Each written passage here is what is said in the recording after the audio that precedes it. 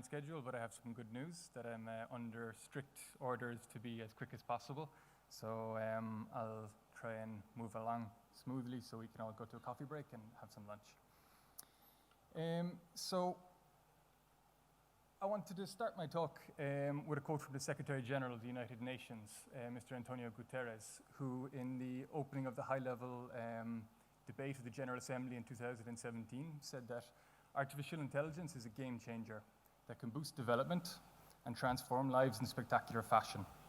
But it may also have a dramatic impact on labor markets and indeed on global security and the very fabric of society. So I chose this quote actually for two reasons. The first is because it's actually a very relevant quote within the United Nations, because it marks the first time that artificial intelligence was actually acknowledged at the General Assembly, let alone mentioned by the Secretary General in his opening remarks in front of 193 member states of the United Nations. So as I said, it's a very relevant quote. At the same time, it also marks somewhat of an opening of the floodgates, I suppose, with respect to a general awareness about artificial intelligence within the United Nations.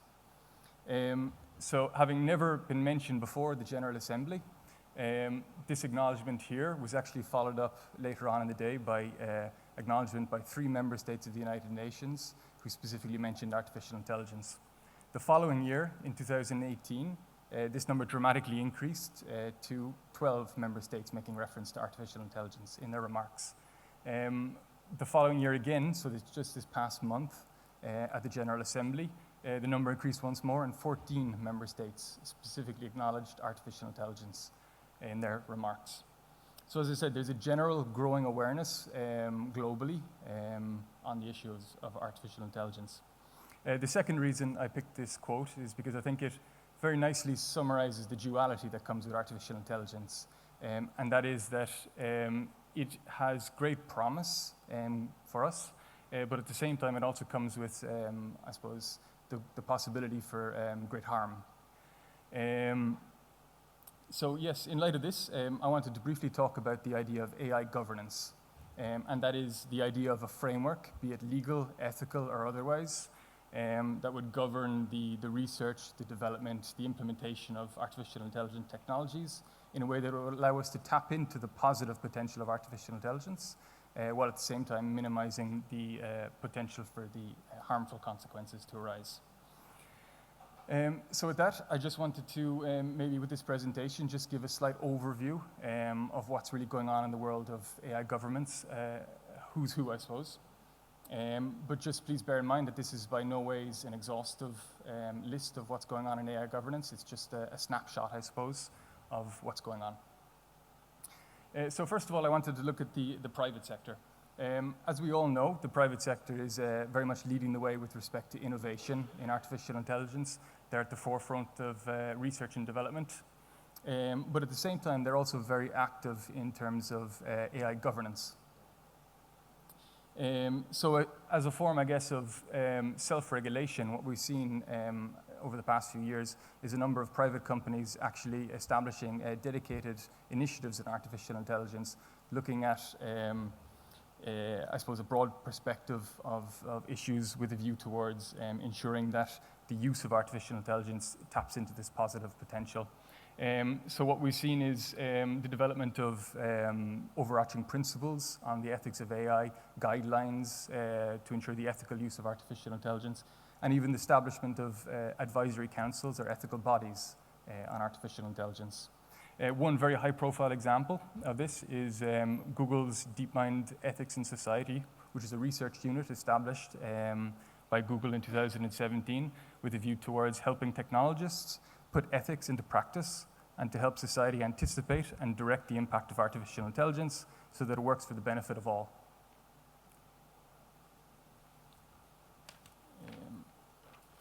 So then next, going to the private sector, what we've seen starting, I suppose, around 2017 was really a proliferation in the number of countries developing and adopting national strategies in artificial intelligence or plans of action on artificial intelligence.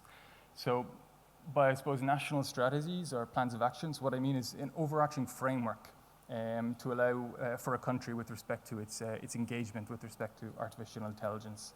And in each strategic document, what we see is the country coming at issues such as research and development, education on AI, investments into AI, and regulation, of course, each coming at them from these unique perspectives, each coming at it from their own unique perspectives.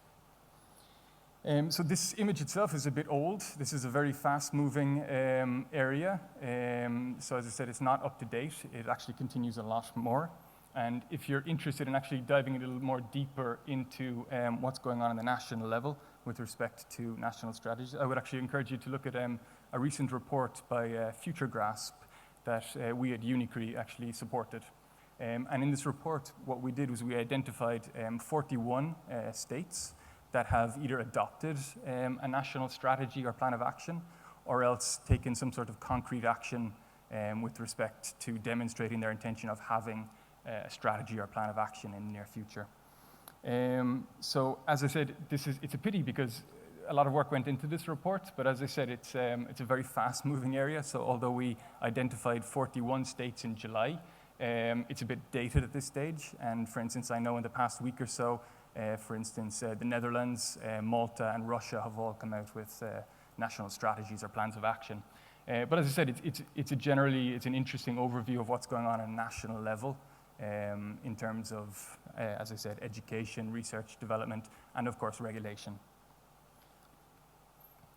So this is just a snapshot from the report itself.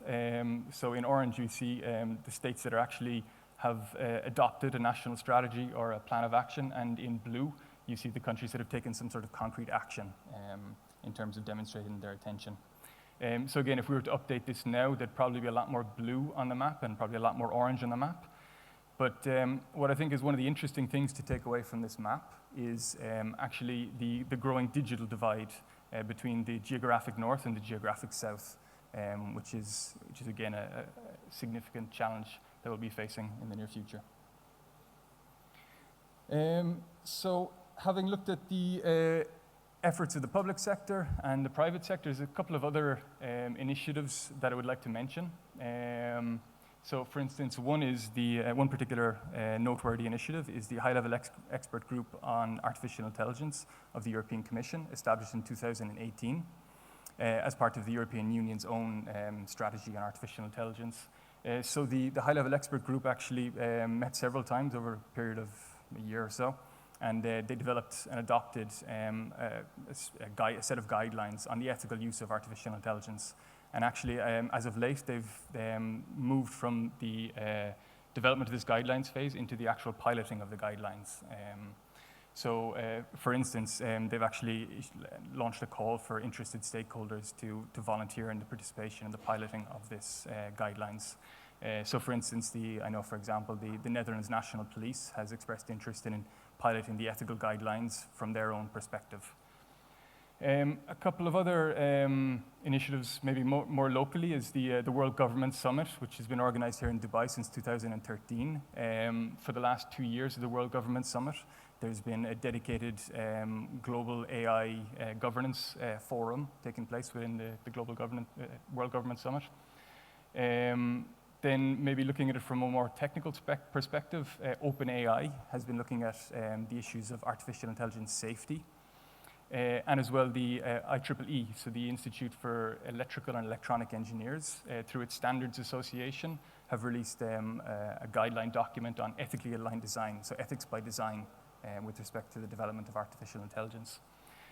Then we've also seen several other initiatives, some of which maybe have more academic perspective. They're either associated with academic institutions or they're actually within universities themselves. So for instance, the Center for the Study of Existential Risk and the Center for the Future of Intelligence within the University of Cambridge both look at ethical issues, existential risk issues, and things like that.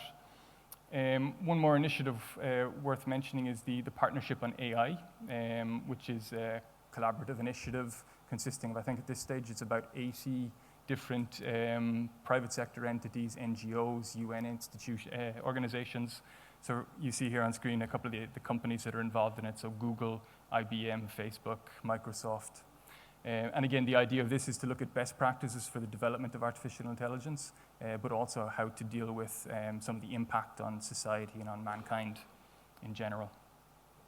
But as I said earlier, also, this is it's not an exhaustive list. Mr. Tana just previously mentioned the OECD, which has also developed an ethical framework for the use of artificial intelligence. And also, given that I'm coming from the United Nations myself, I'd like to talk a little bit about what's going on within the United Nations. So in 2018, the Secretary General adopted his strategy on new technologies as part of his overall efforts to reform the United Nations to, I suppose, modernize it to make it more effective and efficient in the delivery of its mandate. And as part of the strategy, he called on all United Nations entities to individually and collectively to deepen their own understanding of new technologies with the view towards understanding how they can use this on a daily basis to, contribute to the implementation of their mandates. And since then, since the release of this document, what we've seen is a significant boom within the United Nations system in terms of the number of entities actually exploring the use of artificial intelligence, and of course, looking at the challenges from their own perspectives.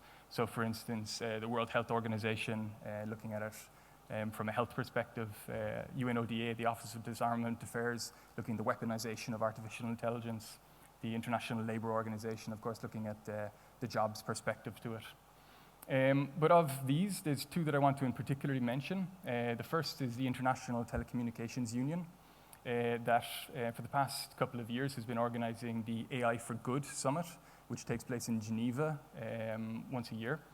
And the summit is probably the United Nations' largest platform on artificial intelligence, and is very much focused on understanding how we can tap into the potential of artificial intelligence to contribute to the implementation of the Sustainable Development Goals. But at the same time, they also look at some of the challenges that we face in doing so. One of the other initiatives worth mentioning is the Secretary General's high-level panel on digital cooperation, which is chaired by Jack Ma and Melinda Gates. So, as the name suggests, this is not really specifically focused on artificial intelligence. It's more broadly focused on digital cooperation. And the high-level panel actually just released their report in June, which includes several recommendations for how we can build cooperation between states, between the private sector and the academia to overcome some of the challenges that we're going to face with all digital technologies. And of course, I would probably be fired if I didn't mention my own organization and what we're doing. So UNICRI, the United Nations Interregional Crime and Justice Research Institute, in 2015, we launched our own program on artificial intelligence and robotics. And we're looking at AI and robotics from the perspective of crime, justice, security, and the rule of law.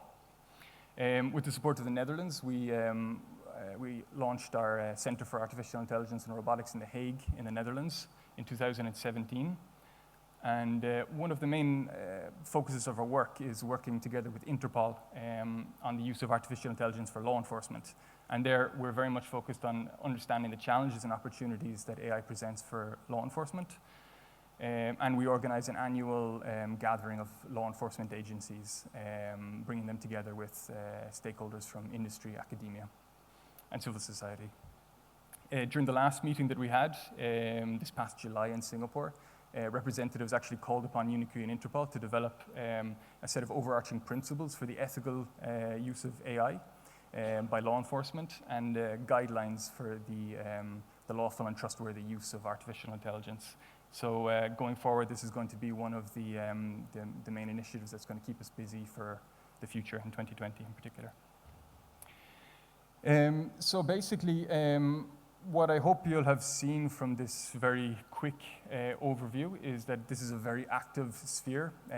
It's quite new, but there's been a lot of growth, there's a lot of players. According to one count, there's over 50 separate initiatives in terms of AI governance, so 50 separate initiatives looking at the legal, the ethical challenges related to artificial intelligence, which of course also brings with it the question of does too many cooks spoil the broth? I mean, are we going to face challenges with so many different, separate, and possibly even overlapping ethical, legal frameworks?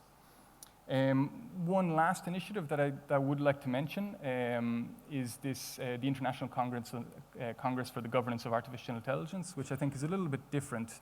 Rather than focused being focused purely on the development of legal or ethical frameworks or guidance documents. They're very much focused on lightly coordinating and sharing information on the ongoing efforts of the different organizations and entities in terms of AI governance. So they're going to have the first Congress in April in 2020 in Prague. And in the run-up to that, starting from next month, there's going to be several technical workshops. So I think, as I said, I mean, there's possibly a risk that we're going to, bump into each other or meet ourselves going around with all these different ongoing initiatives. So I think definitely cooperation and coordination is absolutely essential as we start continuing to explore AI governance.